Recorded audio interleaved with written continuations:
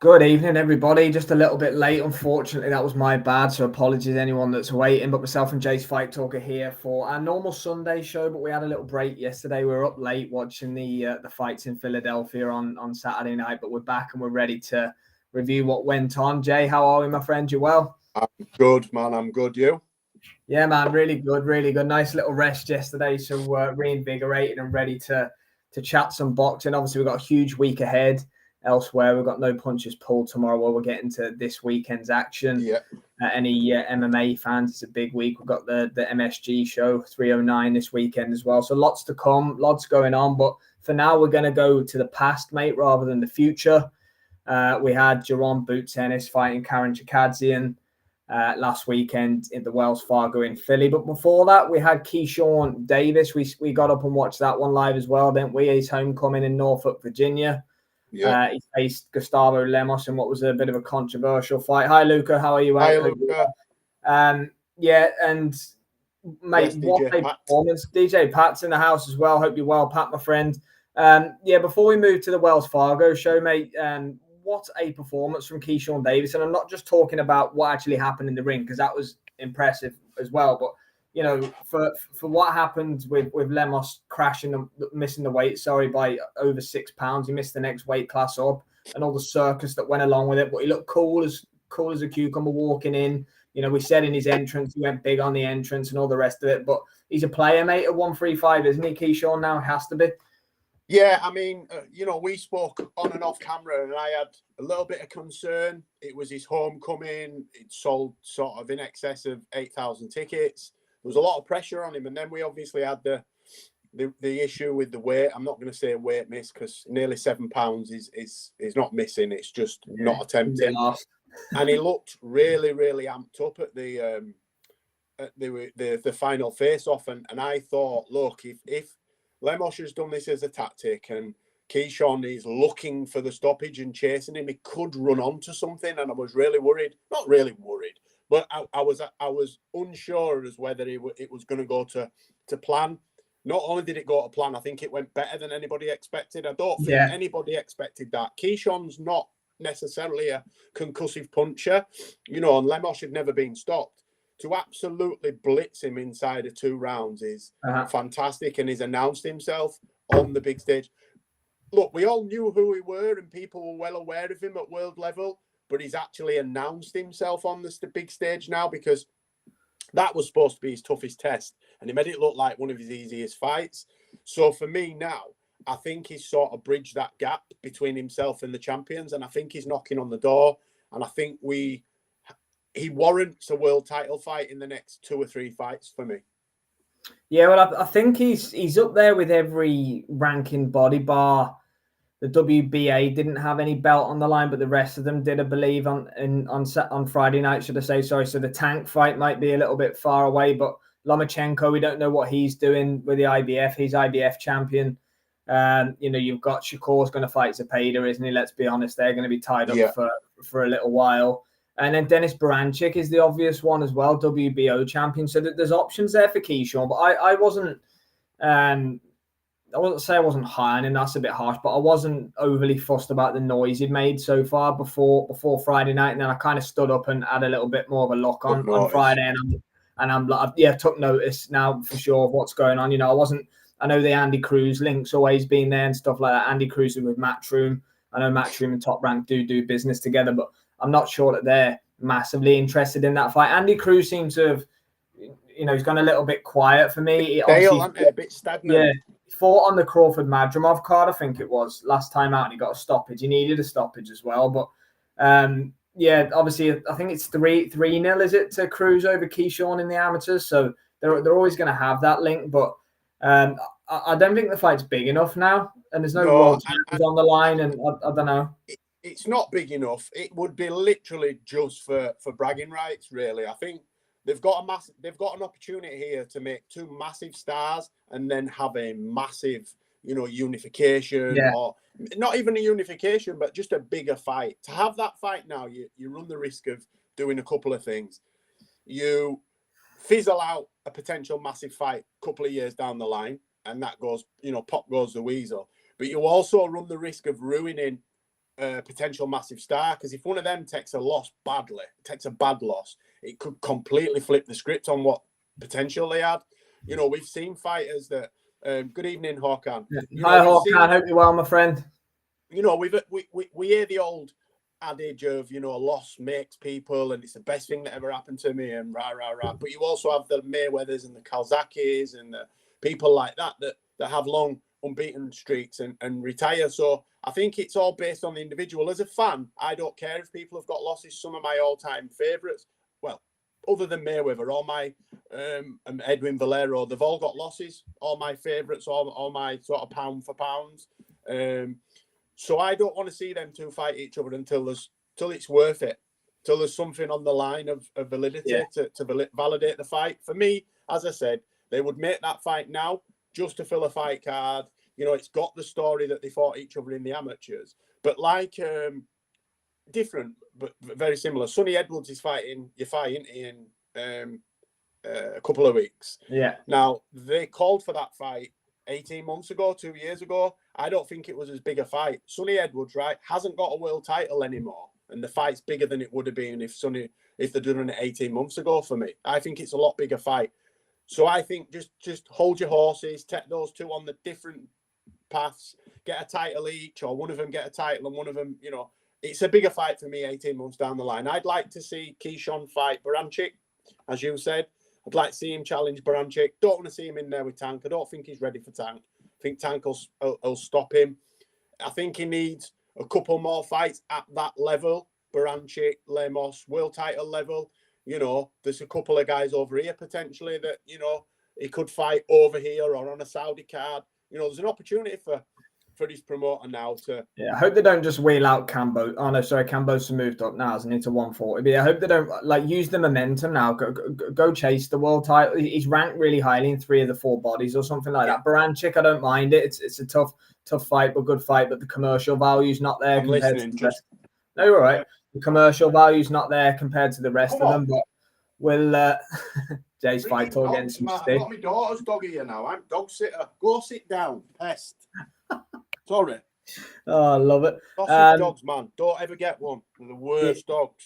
Oh, you don't mean that. We'll move on from Keyshawn anyway. We'll quickly do the Ray Ford. Well, to be fair, Khalil Coe was beat, wasn't he? First of all, we'll get into that. Do you know? Just gassed. Listen, it looked like that kid had never been put under pressure ever in the gym, at home, at work, at school. That kid did not know what to do when it came on top for him, right? And I don't mean just shell up and wait for your opportunities, but there's little subtle things that fighters do if they're hurt, right? My brother, I first saw my little brother do it as an amateur. He used to do this sort of pick a spot on the floor and spin round as fast as you can, get yourself disorientated and dizzy, and then throw shots at him, and he's got to hold and he's got to grab and he's got to try throw back. He didn't do any of that. It's like he got buzzed and just completely fell to pieces. And was had a great first round as well. Absolutely fantastic. He was miles in front. It was miles, you know, he was winning, coasting. I think he just took his eye off the ball, got clipped, brain scrambled, but didn't know what to do. Now, you know, I'm not a fighter. So, you know, but I have boxed at amateur level and I've had my brain scrambled and, you know, I've done the falling apart and not knowing. Mate, what are you talking about? I'd say you and Eddie Earn would be a good fight. Mate, I didn't want this smoke. I'm unbeaten. I've not lost a fight in 30 years. Eddie's all over it, mate. Eddie and Oscar's happening. Well, Oscar, man, fight someone who's boxed at least. You know what I mean? A former multi-weight world champion calls out a promoter. All right, Eddie. He boxed under Eddie Hills before. Eddie Hills allegedly had 6 fights as an amateur, right? But there's no evidence of that. So, you know, take that as you want. Jay's fight talk is 0-1, right? I had a smoker in a Rotherham working men's club. I got battered. I wasn't training. I like the glitz and glamour of telling everybody I were a boxer, but I want training. And I got my ass handed to me. It's that simple. And I knew right then and there that, you know, it wasn't for me. I wasn't committed and just wasn't good enough. But at least I got in there and tried. Oscar De La Hoya for me, he's a bully. But anyway, listen, we're getting sidetracked as to what we were initially talking about. That loss for me, exposed a lot of flaws in his armory. His defence was nil. His calmness under pressure was nil. So for me, it's back to the drawing board. Oh, mate, Oscar De La Hoya dreams about Eddie Hearn. He dreams about him. You know the best thing Eddie should do? Is just ignore him. Just go, yeah, all right, Oscar. Oh, for God's sake. Here I we think go. Eddie's What have we started now? Probably got a better chance than Oscar. Oh, Oscar will no, like, do all you in know there. what it is, though? Eddie uses Oscar to bolster his profile in America, doesn't he? That's what it is. You know, Oscar's giving him the airtime, and Oscar like loves it himself. So do you know what? I like the clapback Thursdays. I find them funny. I do, right? But do you know the problem for me in it all is Oscar thinks that people watching it and enjoying it is because they enjoy the content. No, they don't. They're laughing at you, Oscar, not with you, and he can't get that. He thinks this is his brand. Do you know what I mean? Clapback Thursdays, and they're all going, let's see what the knobhead says this week. It's not. Oh, did you see what Oscar said? It's more cringe than anything else, but he's leaning into it. We will get a 5 versus 5. De La Hoya, Golden Boy versus Matchroom. It will happen. You know, there will be a fight show at some stage between the two. So, you know, it's giving us, for all we know, these two are talking behind the scenes. We've seen all this before. You know, I doubt it because I think Oscar's butt hurt by it, and he's coming off a little bit like an ex that's, you know, says your new partner's ugly and fat and looks disgusting, and, you know, and you've got a small wiener and whatnot. So, you know, not you, Sam, you know, I wouldn't know that. But what I'm getting at is we've all had ex-partners that have, you know, aggrieved and don't want any goodness for you moving forward. So, you know, Oscar needs to just concentrate on his stable because he's slowly slipping into the Don King realm of forgotten promoters. And if he's not careful, you know, his fighters' deals will elapse and they'll go where the money is. And ultimately, Oscar hasn't got the money that Eddie's got at the minute with the Saudi backing. Eddie and Frank are the main men now in world boxing. And as much as Oscar might not like that, it's the truth, man. Eddie Hearn is the face of boxing still. He's the brand that everybody knows. The Americans know him. The Brits know him. They know him all over Europe. For Frank to jump on board these last 18 months tells you everything you need to know. Frank's not daft. If Frank could have done, he would have stayed away and had Queensbury over there and Matchroom over there. He hasn't done that. He's jumped on board. The besties, mate. They'll be going on holiday together soon. Oh, you know, God, so yeah. It's, you know, Oscar's just jealous. He's just jealous. He's trying to get a piece of the pie. You know, fair play to him.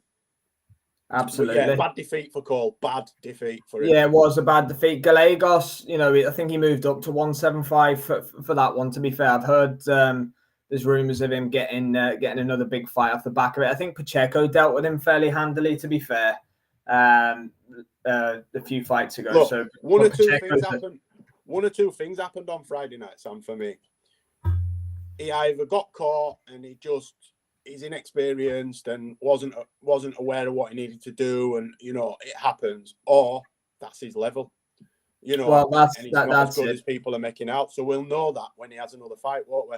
Yeah, he showed a bit of heart. To be fair, kept getting back up, but yeah, I know what you mean. It's a bit of a damaging loss. That it wasn't like he got caught cold with one shot. He got beat up. No, it worked into the fight. You know, he'd warmed up and then he got caught and didn't know how to deal with it. For me, he should have took longer. Should have took longer and regrouped himself and held on for a bit, you know. But hindsight's a great thing, isn't it? It sure is, my friend. It sure is. A quick word on Ray Ford. Looked really good. That right hand couldn't miss all night. Debut at 130 pounds. What do you think of the performance? He wanted a decision. I'm going to sound like a hater and I'm really negative. And you know that I like Ray Ford and we spoke about him off camera. So I'm an admirer of his. And the only fight I've ever wanted him to lose was against Nick Ball. Other than that, I'm cheering. I'm Team Ray Ford. For me, he made hard work of it. It's that he pulled away, got a really, really good lead, and then didn't do anything with it. Was taking way too many shots for me. You know, taking a lot of shots. Very similar to the main event. You know, it was obvious who the better man was within 3 rounds. Right? Now, for me, you've got to start turning the screw. And that's always been the thing for Ray Ford for me. He sort of coasts through the mid-rounds and then, like he did with Nick Ball, he started coming on when he was too far behind and playing catch-up all the time. I don't know if he gets bored I don't know if Ray Just Ford's one of switches them off, fighters. doesn't he, or something? Yeah, Sonny Edwards is a bit like that. You know, you've seen Sonny Edwards get knocked over by Braithwaite. Do you remember? For British or English. But then we'll go to America as the away fighter against unbeaten champions and make them look like amateurs. And I don't know whether Ray Ford needs that bit of fear or a bit more of a challenge to get himself up. Because for me, that wasn't the statement that we needed from him. It was a good win and an easy win for him. But I believe that he could have done more in that fight, and I expected a little bit more from him. Maybe I'm asking too much. Yeah, no, look, weight division. He had the guy gone in the Orlando Gonzalez, his name was gone in the second round. I can't believe he got up and continued fighting. Testament to him. Like I was saying on the watch along, it's because he'd never been stopped, and you could tell he was proud to protect that record. But Pat says Ray Ford hunting for a rematch with Nick. He's moved up, Pat, so it might be a while away, the rematch. But yeah, potentially down the line, it could happen for sure. But I'd like to see Ray Ford in with a Shaki Foster next. I've heard Sugar Nunes' name mentioned if Kakachi vacates. Let's see what's next for him, but off and running at 130 pounds anyway for Ray Ford. I mean, wow. Before we get to the negative, let's go with the positive angle. Jesse Bam Rodriguez. This guy is just special, isn't he? I mean, Pedro Guevara never stopped in nearly 50 fights. The way he cuts off the ring, the finishing sequence, just everything about Bam Rodriguez just screams. And the punch, he did like a little uppercut, but just a little one on his exit though, as he was coming out. But turned around and he just slumped face. Guevara was just riding in pain on the floor, just no idea what hit him. For me, Bam Rodriguez is the only person that'll get anywhere near Inoue or Nakatani. I think he beats Nakatani. Not sure about Inoue. I think it's a toying cost. But I believe that Bam Rodriguez is going to go down as one of the greatest we've ever seen. Yeah, I got laughed for having him in my top 5 pound for pound last week. A few people give me a bit stick about that. Absolutely not. It shows vulnerability, right? People can say what they want.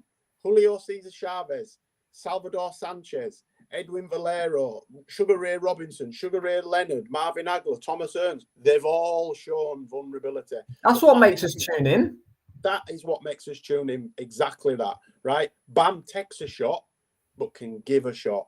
But he's not just a brutal knockout merchant. No, he's got method in his work. The way he cuts the ring off is seriously it reminds me of his trainer's brother, Robert Garcia. Mikey Garcia. Do you remember Mikey? What he was like when he first, till he put on a load of weight and boxed. He just became unmotivated after a while, didn't he? Yeah, and he was in contract dispute with Goosen for about 3 years. Yeah, he cashed out against Spence, didn't he? He did. He should have never gone above lightweight for me. He was a featherweight, super featherweight. But anyway, definitely, Luca. Agree with that. When he first came through, do you know what I mean? But as Luca says, he's a baby still in terms of boxing. He's 24. You know, spectacular performance. You know, absolutely spectacular for me. Didn't put a foot wrong. We barely got to see him get out of second gear, and he's murking fools like that. Fantastic, absolutely fantastic, and he's in my top 5 pound for pound list. Has to be. Yeah. It was in mine before on Saturday, but he's definitely still in there now. What's next is the key. So obviously Inoue and Nakatani are going to be linked. We know that's not going to be next for Bam. Puma Martinez is the other guy, the Argentinian. He's just gone over and had a good win in Japan. He's IBF super flyweight champion. It has to be a unification, doesn't it? Next, if he's going to stay at super fly, it can't be boxing mandatories now. I think that was his mandatory, wasn't it? That's what I'm saying. He can't just go around beating up mandatories, right? He needs a unification. He should be a multi-belt holder. You know, he needs another one of the other belts. He needs all the belts, and then he needs to scream for the winner at Christmas. Yeah, it's got to be one of the other champions because the mandatories are just lambs to the slaughter for me. Yeah, 100%. Bam's like a predator, Pat says in the ring. He's a level above everyone else in his weight class. It would be interesting if he chooses to go after all the charge and unify his weight class, or if he steps up. Yeah, I think what we'll see, because he's 24 years old, we have to remember. I think we'll see him unify now. I think he could stay at 115 for a while. Inoue and Nakatani are going to fight, I'd imagine, next year. Bam's still only going to be 25. He's got plenty of time to put himself back in that mix yet, although we're all salivating over those fights. I don't think there's any rush in particular to see him in them just as of yet. But, you know, if he wants to do it, good luck to him. Chocolatito's name's being mentioned as well. For me, that's just cannon fodder, really, for Bam at this stage. There's talking about doing a Riyadh season card, but that's just a name. That's just a name. Yeah. He's already beat Estrada and Sorong Basai. He's already beat some legends. You know, let's fight He needs unification matchups, and then he waits on Christmas, waits on Anui. Anui's just got this, you know, big deal. Or Nakatani, you know, because that's not a given that Anui beats Nakatani for me. It's not. You know, we've seen vulnerabilities in Inoue when he boxed the Filipino Flash, you know, Nonito Donaire. And Lewis Neri had him on the deck as well. Spits and farts at one stage in that fight, you know. So, yeah, Eddie Hearn needs to do what Eddie Hearn does now. Make some phone calls, Eddie. Get some emails sent out. Get some of that cheddar out and give it to my man Bam and let him have a massive unification fight. He deserves it, man. He deserves it. He really does, for sure, 100%. All right, that's the positive done there on Jesse Bam Rodriguez. Let's talk about a bit of a negative one now. Jaron Boots Ennis. He beat Karen Chikadzin by unanimous decision, but he was eating left hooks for breakfast, wasn't he? He looked a little bit... And look, I'm going to give him the benefit of the doubt in this statement. It must be tough to get up for someone you've won 21-08 18 months ago. I do get that aspect of it too. Yeah. But he just didn't look... I don't know if... is he done at 147? Is he tight at the weight? Because Eddie Hearn come out and said he's tight at the weight. Yeah, they always like to use that excuse when they have a shit performance, though, don't they? Right? He wasn't saying that last week when he said he'll piss the weight. I think a couple of things. I think Karen turned up. You know, Karen turned up. Yeah, come to fight, Karen did. Definitely. And, you know, boxed different to how he boxed the first time. Was a little bit more pressure heavy. He was coming out high rather than low, so he wasn't getting caught with the uppercuts that he was getting caught with in the first fight. So he'd learned from the first fight. What I didn't see an evolution in Ennis. He didn't box any different to how he always fights. So when it wasn't working for him, he didn't know what to do. And like you said, he was exiting with his chin up in air and getting caught with a left hook. At one point, I thought, if he carries on, he's going to get hurt. I think if Karen could punch a bit harder, it would have been interesting. A bit harder, it would have been interesting. He does that against anybody that's elite, mate, and he's in back. Terence Crawford would have smashed him to pieces Saturday night. Smashed him to pieces on that performance. But I don't believe that Boots would box like that against Crawford. I think he'd have to box different. But for me, I was screaming for him to go to 154, chase Terence Crawford. You're a generational talent, blah, blah, blah, blah. Forget JFT ever said that. Stay at 147. For a minute. Stay at 147. Clean up that division if you can. Then go to Crawford because you ain't ready. I think Madrimov would beat that Boots Ennis at 154. I think Virgil Ortiz would stop that Boots Ennis that we saw on Saturday night. Yeah, but he hits again, way too hard. Like Eddie and Frank are peddling in the post-fight interviews, and I do get this angle too. It could be a blessing for Boots because it's probably put him in the shop window, like we said at the weekend. They'll all want him now. They'll all want him now. Yeah, he's shown a bit of vulnerability and he's been hit with a few left hooks, and all of a sudden the fight becomes a lot more tempting rather than the guy just bombing everybody out of there. So there are potential positives for Boots and Matchroom in that scenario as well. But yeah, I mean, like for example, Oscar was straight on. I heard PBC and put Stanionis' name straight in the hat afterwards and all the rest of it as well. So, you know, one-off night's not going to define anybody. And if your off night's still winning fairly comfortably, then it's not too bad. But, you know, you have to... Yeah, I know what you mean, Luca. It wasn't... So did us too, mate. And we were on a live. It was a tough watch, mate. Honestly, it wasn't a great fight. At one stage in that fight, I think it was about round 8 or 9, and you said, how many rounds left? Something like 4, and my flipping heart sank. I thought, because I were having trouble with my internet one, and I thought, I'm losing patience with this kid here. And you should never feel like that. You know, it's a world title fight, for God's sake, of sorts. And you know, Jaron Ennis, for me, is you know, he's been one of my favourite fighters for a while.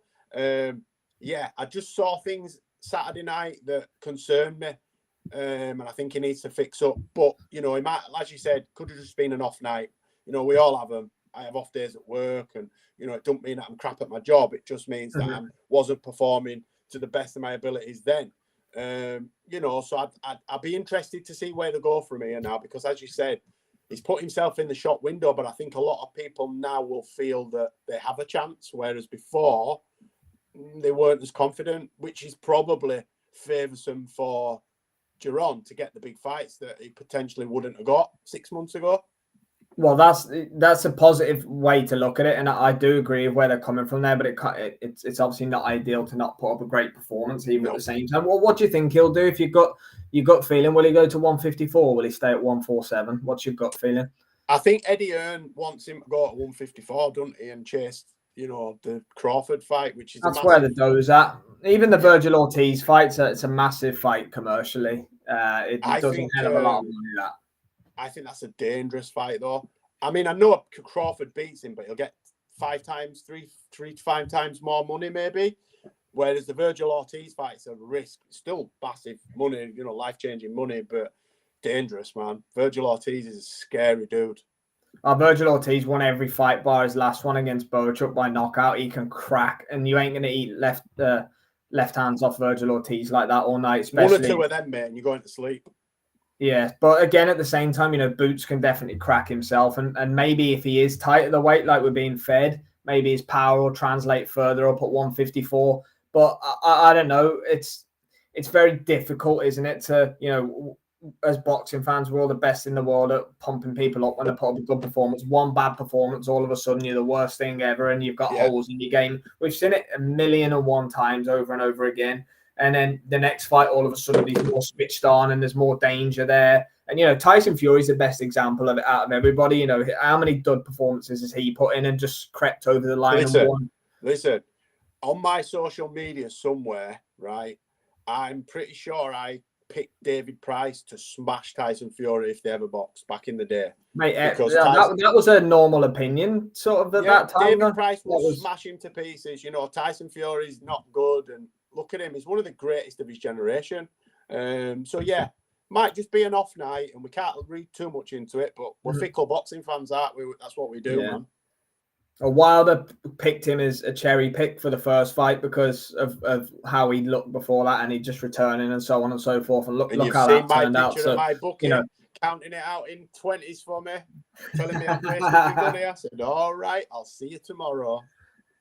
Oh dear, love it. But yeah, but Boots will definitely he'll figure. He'll do big He's things. Got a big fight. Listen, whatever he's 27 years old, man. He's going to the top. He's one of Eddie Hearn's American poster boys, so it's inevitable he'll get a massive fight next. I hope it's the Virgil Ortiz fight, but I would pick Virgil Ortiz in that fight 9 times out of 10.